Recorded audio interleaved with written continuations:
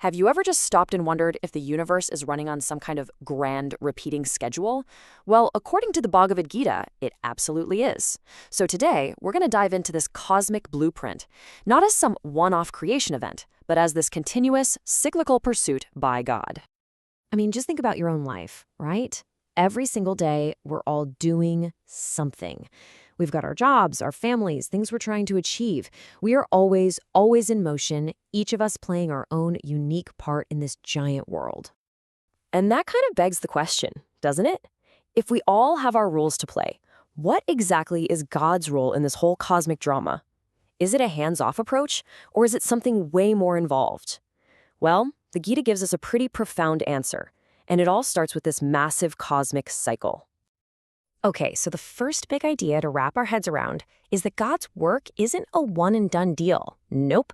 It's this huge, repeating cycle that has three very distinct phases: bringing the universe into being, keeping it all running, and then bringing it to a temporary close. Think of it like a cosmic engine. First up, you've got manifestation. Boom, the universe is brought into being. Then comes sustenance, which is where order is maintained and everything just works, according to a set of rules. And finally, you get resolution, where the whole universe dissolves back into its potential state. And get this whole cycle isn't random. It's actually powered by the built-up actions of every living being, just waiting for the whole show to start all over again. So how in the world is a cycle this massive governed? Well, the whole system is built on a foundation of total impartiality and these unchanging natural laws.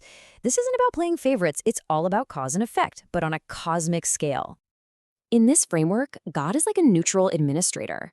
The circumstances we're born into, our families, our opportunities, the challenges we face, they aren't just random luck. Instead, they're seen as the direct result of our own history of actions from past lives. It creates a universe that's totally governed by cause and effect. Okay, now we're getting to a concept that can be a little challenging for our modern ears. The text says that our core development is actually guided by something much deeper than our immediate upbringing.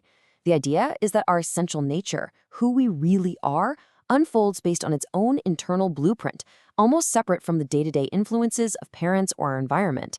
Let's use an analogy to make this a bit clearer.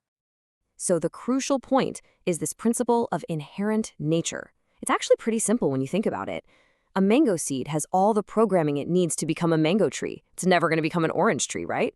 Well, in the same way, we each have an inherent composition. God's role in this sustenance phase is to make sure our lives unfold according to that unique internal nature.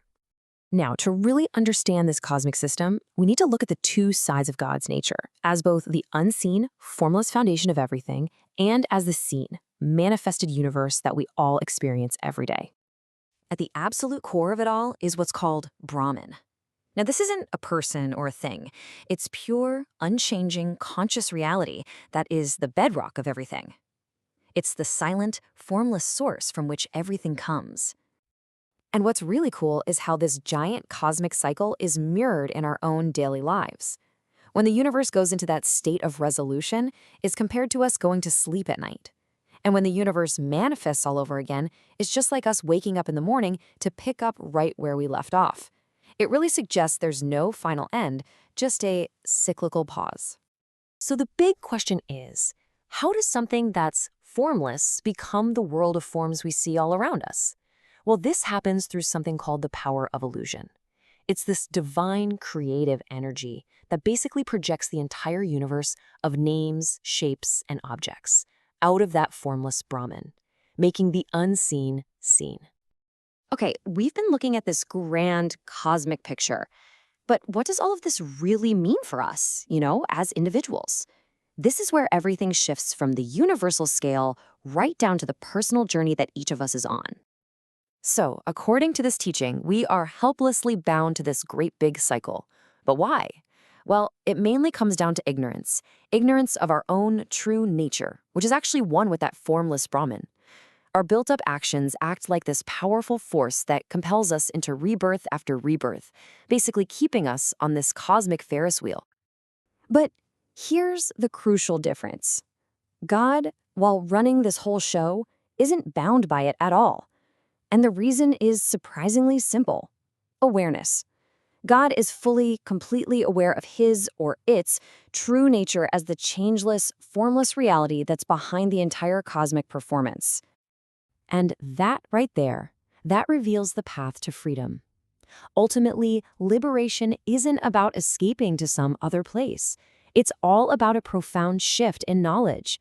When a person realizes that their own true self is also changeless and without attributes, just like Brahman, that's when they're finally freed from the cycle. So let's end with this thought to chew on. If our whole existence is just one loop in this endlessly repeating cosmic pattern, then maybe freedom isn't about escaping the universe. Maybe it's about waking up inside of it.